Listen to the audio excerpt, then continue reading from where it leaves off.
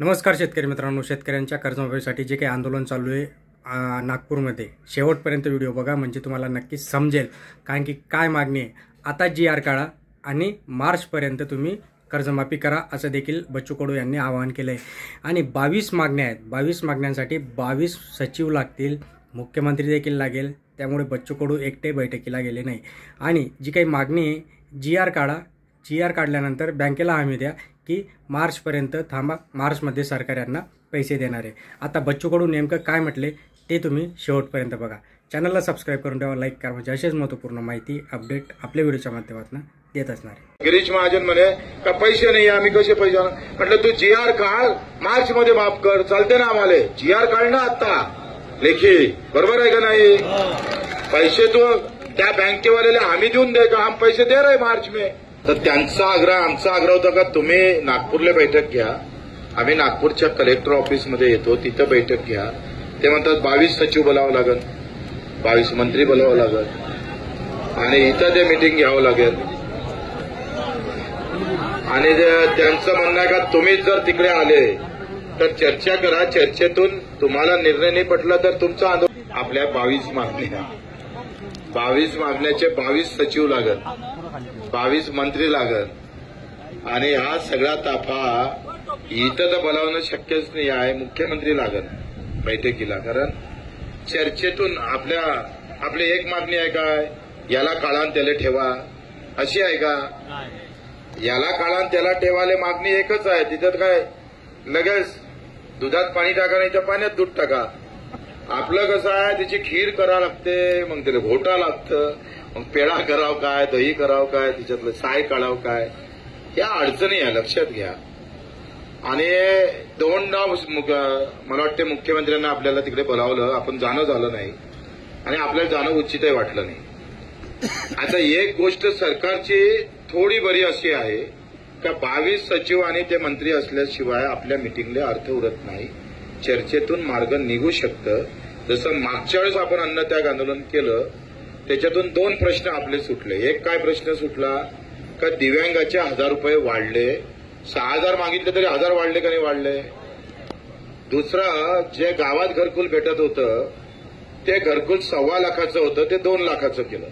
म्हणजे शहरातल्या लोकांना 2.5 लाखाचं घर भेटायचं, पैसे भेटायचे, आणि गावातल्याला 1.25 लाख भेटायचे. आता ते 2 लाख पर्यंत आपण त्याच्यात यश प्राप्त झालेलं आहे. त्यावेळेस आपण रायगडला उपोषणाला बसलो, नंतर मुख्यमंत्र्यांसोबत बैठक झाली. बैठकीत आपण ते आंदोलन तिथं थांबवलं होतंय.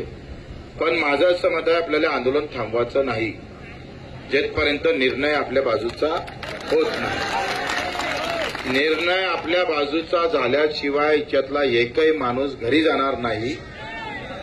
आणि जर वेळ पडली रक्त वाहण्याचं तर ते आम्ही वाहिल्याशिवाय राहणार नाही. सरकारची तयारी जसं आमच्या छातड्यात गोळ्या मारायची तर ते आम्ही निमूटपणे सहन करू, बरोबर आहे का नाही. आता आपण आपला पक्का आहे का जेथपर्यंत सोयीचा निर्णय नाही तोपर्यंत माघार नाही, बरोबर आहे का नाही. आता इथं आपण ठाम असलो पाहिजे. ही आंदोलनाची भाषा बरोबरच आहे. एवढे जण सगळ्या तुम्ही लोक आले ना, आम्ही जर काय होतंय, बरेच आंदोलन ते म्हणते ना तहात हारून जातं माणूस.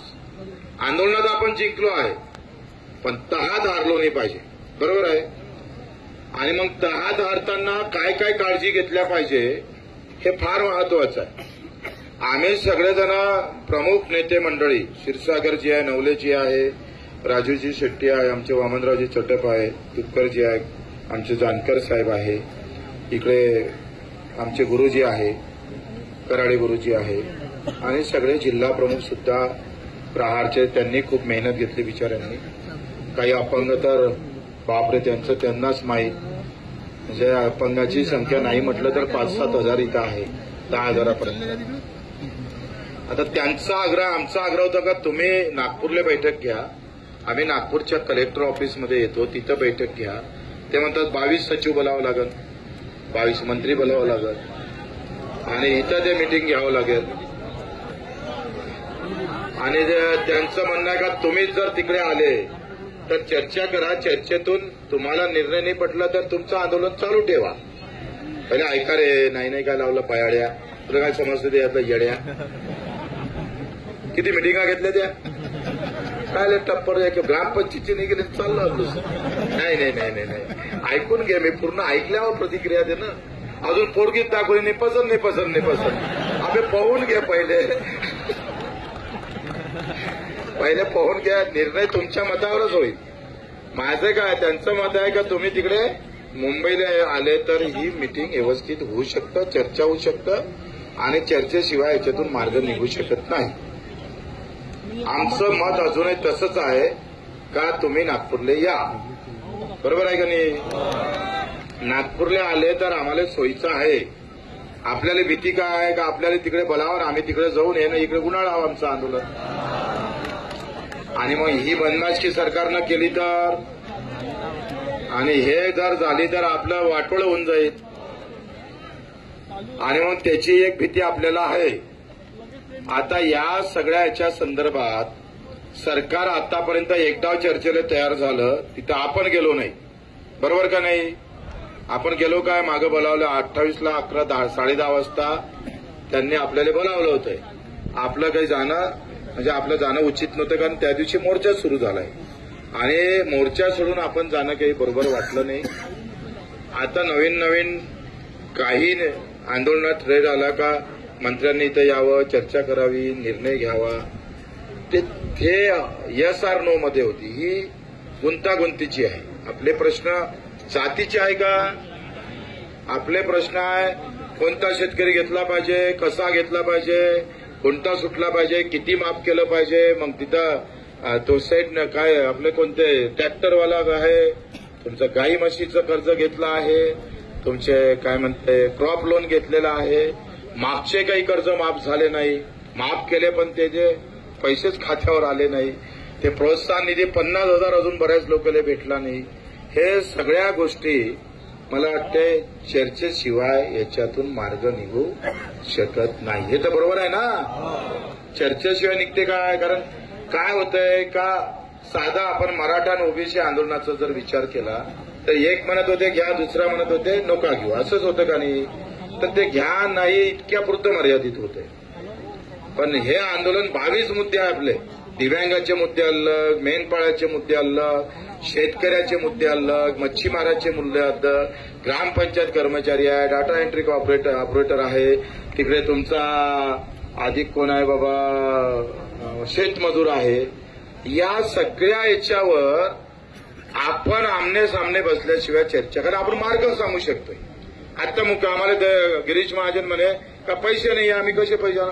म्हटलं तू GR काढ, मार्च मध्ये माफ कर, चालते ना आम्हाला. GR काढ ना आता लेखी. बरोबर आहे का नाही? पैसे तू त्या बँकेवाल्याला आम्ही देऊन दे का, हम पैसे दे रहे मार्च में. बरोबर का नाही? म्हणजे 10,000 आता खात्यात टाकून दे, आपल्याला भेटणारच नाही, बँकेतच जमा होणार आहे आणि त्याची गॅरंटी सरकारनं घ्यावं. म्हणजे तुले पैसेच नाही तुमच्याजवळ लई आले तुम्ही तर ठीक आहे. बरोबर का नाही? आता हे तिथं बसल्याशिवाय चर्चा होईल का?